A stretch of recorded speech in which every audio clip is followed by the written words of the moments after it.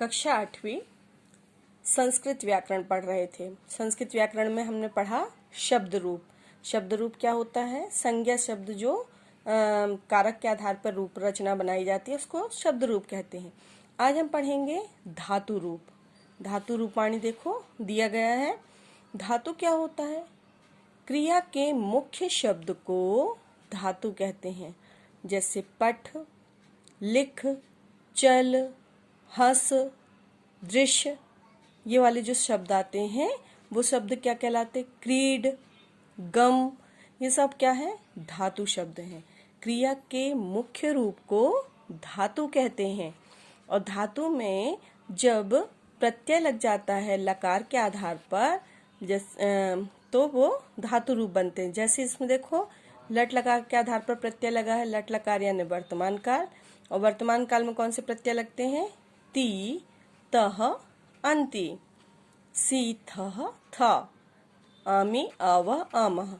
अब ये आप सोचोगे कि मैडम तो ये पहले पढ़ा चुकी ट्रांसलेशन में, लेकिन वो हमने पाठ के ट्रांसलेशन के लिए समझा था। अब हम ये रूप समझ रहे हैं। रूप मतलब ये देखो कितने सुंदर ढंग से पठ के रूप बनाए गए हैं। हर लकार के तीन तीन रूप बने हुए हैं। तीन तीन रूप क्यों? क्योंकि तीन पुरुष होते हैं। तीन पुरुष के तीन वचन होते हैं, है ना? तो ये तीन पुरुष के तीन वचन के आधार पे क्या लगे हुए हैं? इसमें प्रत्यय लग के शब्द रूप बनाए गए हैं, धातु रूप बनाए गए हैं। शब्द रूप तो संज्ञा शब्द का होता है, धातु रूप क्रिया शब्दों के होते हैं। पठ एक क्रिया है, पढ़ना, इसलिए ये धातु रूप बनाए जा रहे हैं। बहुत ध्यान से समझना कि ये धातु रूप क्या कहलाते हैं। सभी लकार के आधार पर हम तीन प्रकार के लकार मुख्य रूप से पढ़ेंगे। लट लकार वर्तमान काल, लंग लकार भूतकाल और लिट लकार भविष्य काल। अब सबसे पहले तो हम इसमें देखेंगे कि प्रत्यय कैसे लगाए जाते हैं। लकार के आधार पर प्रत्यय कैसे लगाए जाते हैं, क्योंकि इसमें देखो सभी में प्रत्यय लगे हैं। ती, तह, अंति। मुख्य क्रिया पठ है, पठ में ती लग गया, पठती, पठतः, पठंती। तो ये ती, तह, अंति लग गया इसमें। ऐसे ही इनमें कौन सा लगता है, इनमें कौन सा लगता है, ये समझना जरूरी है। जहाँ वो फॉर्मूला आपको याद हो गया तो आप ये लिख, हंस, चल, चल का बना लेंगे चलती, चलता, चलंती। हंस का बना लेंगे हंसती, हंसतः, हंसंती। क्योंकि आपको ती, तह, अंति बिल्कुल याद हो गया है, परफेक्ट हो गया है, इसलिए आप उसमें ये चीज बना सकते हैं। लास्ट ईयर हमने आपको पढ़ाया है तो ये मुझे पता है कि आपको बनता होगा। ऐसे ही ये देखो पठ लंग लकार। लंग लकार में हमने बताया था आ उपसर्ग लग जाता है। आ उपसर्ग देखो सभी में आगे आ लगा, पठ के आगे क्या लगा हुआ है? अ लगा हुआ है। आ उपसर्ग। और प्रत्यय में क्या लग जाता है? अत, अताम, अन, डैश। डैश का मतलब क्या होगा? विसर्ग बस लगता है इसमें। डैश, तम, अतत, अपठा, सॉरी, इसमें क्या आ जाएगा? अम, आव, आम, और इसमें उपसर्ग लग जाएगा। तो इस प्रकार ये लंग लकार का परिचय हो जाएगा, प्रत्यय हो जाएंगे उसके। लंग लकार के बाद आता है लिट लकार। लिट लकार और लिट लकार दोनों के प्रत्यय लगभग समान है। क्या अंतर है केवल इसमें? इसमें इष्यति ऐड हो जाता है, इष्यति। इसको और अच्छे से समझने के लिए देखेंगे, ये कॉपी में लिखे हुए हैं। लकार कितने होते हैं? लकार वैसे तो इसमें बहुत सारे दिए लेकिन हमने आपको तीन बताए हैं। तीन पढ़ने के लिए कौन कौन से? वर्तमान काल, भविष्य काल, भूतकाल। वर्तमान काल को लट लकार, भविष्य काल को लिट लकार, भूतकाल को लंग लकार। अब यहाँ पर परिभाषा है कि काल या समय को क्या कहा जाता है? लकार कहते हैं। लकार बताने के लिए वचन, पुरुष और काल के अनुसार विभिन्न प्रत्यय होते हैं। काल के आधार पर निम्नलिखित प्रत्यय हैं। प्रत्यय सबको पता होगा, शब्द के पीछे लगाए जाते हैं तो उनको प्रत्यय कहते हैं। वर्तमान काल, लट लकार के प्रत्यय।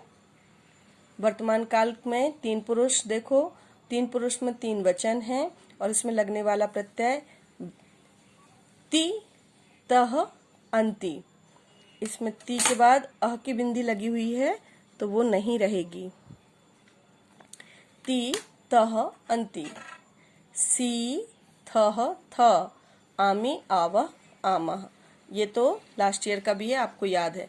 भविष्य काल में क्या अंतर आता है देखो। भविष्य काल में इष्यति, इष्यतः, इष्यन्ति। तीता अंति इसमें भी लगा है। फर्क कितना आ गया, ई आधा स और या का। इसमें पठति, इसमें पठिष्यति।